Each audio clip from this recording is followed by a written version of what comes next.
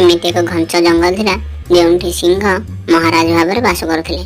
सेठारे समस्ते भल भाव रोथिले। दिने गोटे हाथी सहित सिंह महाराजंगर कौनसी कारण झगड़ा है। झगड़ा हाथी बड़ थिबारु सिंह को क्षत विक्षत कर सेठारे पकाई देथिले। या मध्यरे बिलुआ तार सेवक थिबारु बिलुआ आसी तार सेवा करले। बिलुआ सेवा करी भोक उपसारे एते बीमार पड़गला जे दुहे बीमार पड़े रहिले। दिने बिलुआ कहला, महाराज मो पई आ आपण पई किछि खाइबा जोगड़ा करियो चाहू अछि। बिलुआ जंगल सारा बहुत बुलिला। जंगल सारा बुली बुली कौनसी खाद्य किछि भी पाइला नहीं। खाद्य न पाई शेष गाँ मुंड आड़ को बुलवाक गला। देखला गोटे गध घर सामने बंधा अच्छी। गध को देखी बिलुआ बहुत खुशी हो गला।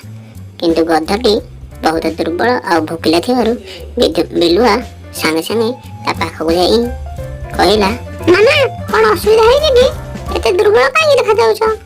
बिलुआ रे परी कथा सुनी गध कहला, कौन कहबी भाई, मो मालिक बहुत गरीब थिबारु मु भोकिला आ दुर्बल अछि। मो मालिक को गंडे खाइबा को मिलुनी, मु कोठु खाइबा को पाई, तेणु भोकिला आ दुर्बल होई एठार अछि। बिलुआ ए कथा सुनी संगे संगे कहला, तमे एते टेंशन काहे नउछ, मु अछि ना तमरा संग। मो पाखरे गोटे बढ़िया जगह अछि, तमे सेठा को जीवो।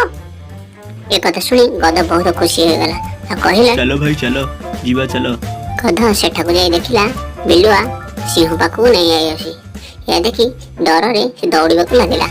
बिलुआ सब देखि करी कहला, महाराज आपण कहितले हम ताको मारी बसिनी काहे किछि कहलेन तो। या देखी सिंह कहला, मु जागृत नथिले तेणु मु मारी बसि परिन नाही, तो पुणी थरे ताको आण।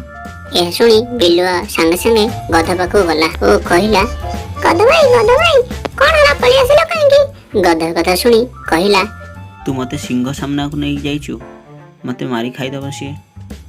यह सुनी बिलुआ कहला, नहीं तो से सिंह नु से होजे तमरा गध।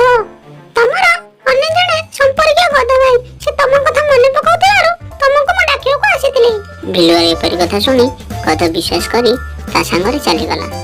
सिंह एथर प्रस्तुत होइतिला ओ गध पे झांपी पड़िला। बिलुआ सिंह बहुत दिन भोकिला थिबारु ताको मारी खाइले।